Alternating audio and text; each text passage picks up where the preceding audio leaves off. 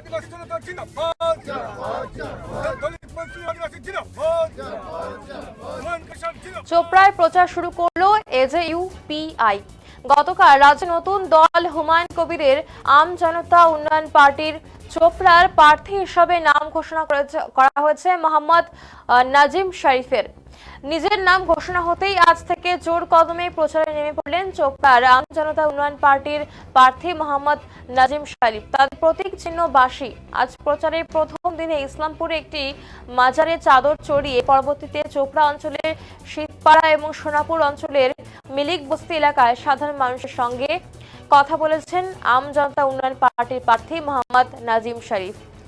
চোপড়া অঞ্চলের শীতপাড়া থেকে বেশ কিছু আদিবাসী সম্প্রদায়ের মানুষজন আম জনতা উন্নয়ন পার্টিতে যোগদান করেছেন। অন্যদিকে সোনাপুর অঞ্চলের মিরিক বস্তি এলাকাতেও বেশ কিছু মুসলিম সম্প্রদায়ের মানুষের আম জনতা উন্নয়ন পার্টির ঝান্ডা হাতে তারা তুলে নিয়েছেন।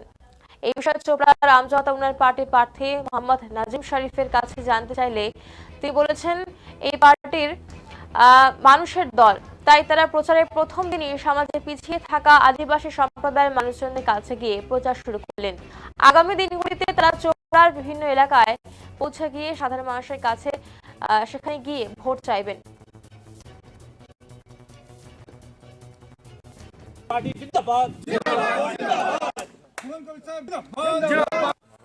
আমরা বলছিলাম যে চোপড়াতে তৃণমূল কংগ্রেসের মতন এখন শাসক দল, তারপরে রয়েছে ৩৫ বছরের পুরাতন দল সিপিআইএম এর প্রার্থী, কংগ্রেসের মতন পুরাতন দলের প্রার্থী রয়েছেন, তার পাশাপাশি বিজেপি লড়াই করছে।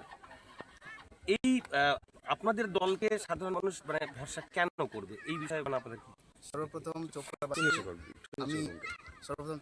সালাম ও নমস্কার জানাই। আমরা এই এজুএ পার্টি হচ্ছে প্রথম।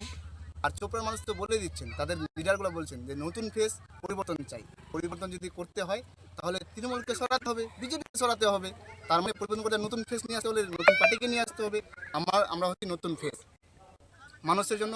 আমি ইয়ং জেনারেশন, এই ইয়ং জেনারেশনটা মানুষের পাশে দাঁড়ায় থাকে সবসময়।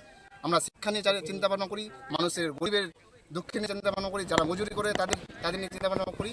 আমাদের কথা হচ্ছে শুধুমাত্র উন্নয়নের কথা, আমরা ভাওতাবাজি দিই না।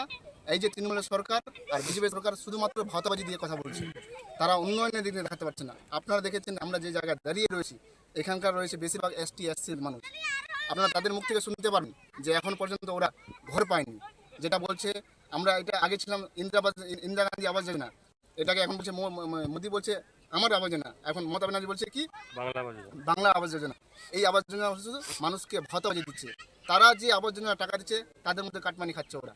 কিন্তু এখন পর্যন্ত কাদের বাড়ি হচ্ছে দেখবেন, নেতার কাকা হয়েছে, নেতার বোনের হয়েছে, মেম্বারের ভাইয়ের হয়েছে, কিন্তু মাত্র যারা গরিব তাদের বাড়ি হয়নি।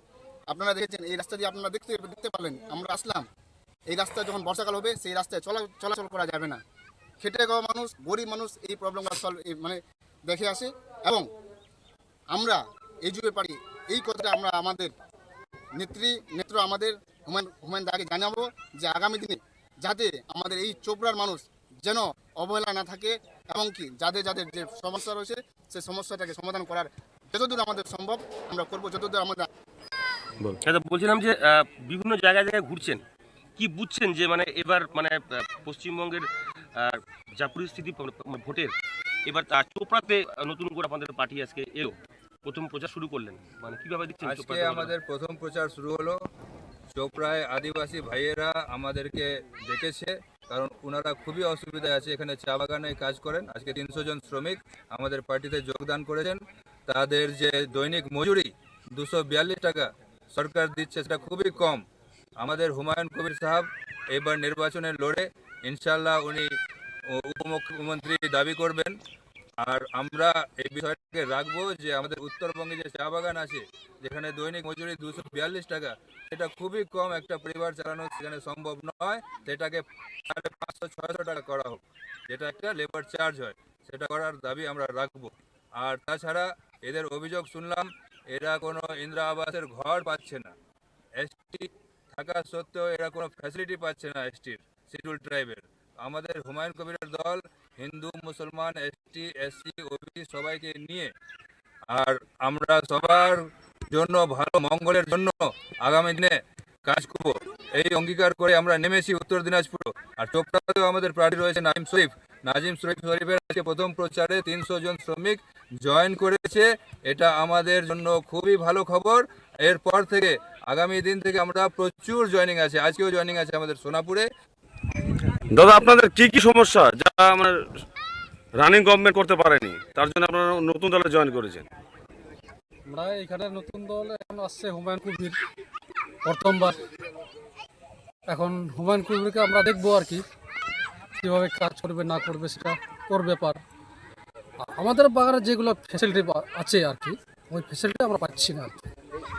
যেরকম যারা শ্রমিক আছে ওরা বছরে মানে পায়, জ্বালনগুলো পায়, ওই জ্বালনগুলো দিচ্ছে না আর কি।